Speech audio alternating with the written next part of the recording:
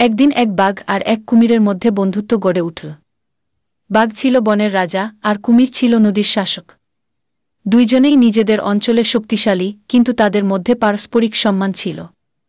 একদিন বাঘ ভাবল, কুমিরের মতো জলে নামলে কেমন হয়, তাই সে কুমিরকে বলল, বন্ধু, আমি তোমার জলে নামতে চাই। কুমির হেসে বলল, তুমি তো জমির রাজা, কেন জলে আসতে চাও? বাঘ জবাব দিল, আমি চাই নতুন কিছু অভিজ্ঞতা করতে।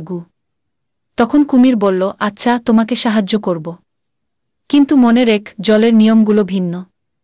এখানে তুমিও নিরাপদ নও। বাঘ তখনও আত্মবিশ্বাসী ছিল। কুমির বাঘটিকে পিঠে নিয়ে নদীর গভীরে চল। কিছুক্ষণ পরে বাঘ বুঝতে পারল জলের নিচের জগৎ কত ভয়ঙ্কর। বিশাল বিশাল মাছ আর কুমিরদের দেখা মাত্রই বাঘের মনে এক ভয়ের শিহরণ জাগল। হঠাৎ এক বড় ঢেউ এসে পড়ল, বাঘের মন ভয়ঙ্কর আতঙ্কে ভরে উঠল। সে কুমিরকে বলল, আমাকে তাড়াতাড়ি ফিরিয়ে নাও, আমি আর জলে থাকতে চাই না।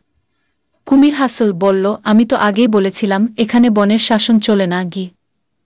বাঘ বুঝল, প্রতিটি স্থানের নিজস্ব নিয়মকানুন থাকে। সবাইকে তার নিজের ক্ষমতার সীমা বুঝে চলতে হয়। কুমির তখন বাঘকে নিরাপদে তীরে ফিরিয়ে দিল।